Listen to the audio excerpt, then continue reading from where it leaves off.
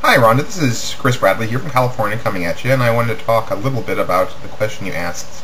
Why do Christians and other religious people continue to believe in their God, even though the evidence is overwhelmingly against, not only against the existence of any particular God, but there's no evidence for any specific religion?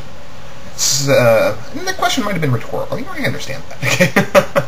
But I have an answer, so I'm going to give it. The answer, insofar as I know, and I've done some study on the subject actually, is the reason why belief in God continues to exist is because, really, you're told that. From a very young age, a lot of children are told, there's a God. And not only are they told there's a God, they're told a couple of other additional things that make it a little bit different than being told, for instance, that, chocolate is good tasting or something like that. The differences here specifically is that if you don't believe in our God, you're going to suffer eternally in some fashion or another, be it going to hell or being reincarnated as a worm or whatever your particular religion teaches. So that's one of the key things that religions use to reinforce their belief in young children, is a concept, an intimidation, of abusive intimidation, really, of a belief in this place of eternal suffering for non-believers. And so, you're a kid and you're being told, you do this or you will suffer forever, far more horribly than you've ever suffered before. And they're going, I don't like being spanked, okay? There's no way I'm going to forever be boiled in oil. So there's that. And the other thing that they are told, there's all the authority figures, that this is the most important thing that there is. There's nothing that's more important. It's repeated again and again. This is the most important thing in the world. And in addition, it keeps getting more complicated the more I even think about it. There's this whole social thing that goes on. If you reject your religion, you're rejecting not only, a specific belief in a religion, you're also repudiating the community of people who make up your religion. So you stop going to church. All of your church buddies are no longer there, and things of that nature. Your family, furthermore, might reject you in some fashion or another, ranging from disapproval to outright abandonment. And all of these things really combine together to create a situation, particularly on a young and impressionable mind, that religion is this thing that cannot be talked about or discussed. And I'm going to further say that we have a couple of other things in our society and our culture that operate a kind of like religion, but more sensibly. So, for instance, almost none of the people who will listen to this video really doubt the fact that democratic republicanism as a government form is better than absolutist monarchy.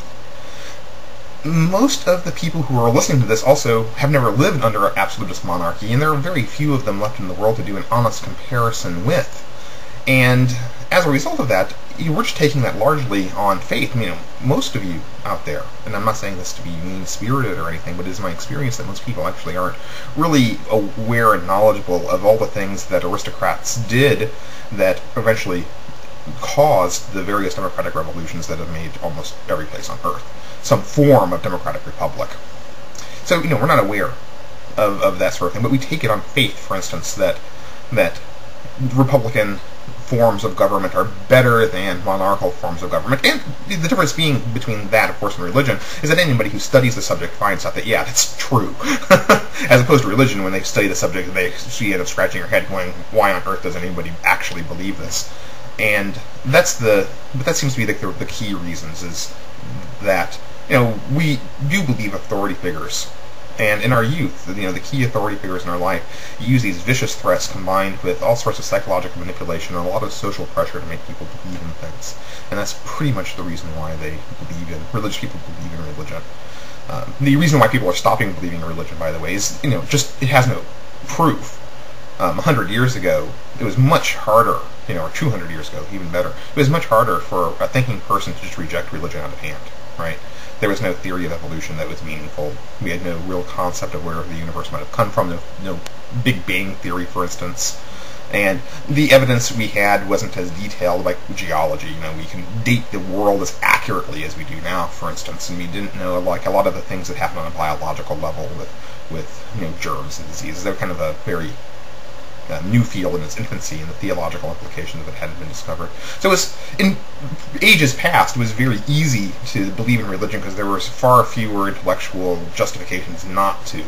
There were, of course, some, but not nearly as many. And religion has become this obvious tremendous social force and has been able to propagate itself even to the age where it is about as useful as a tit on a bull.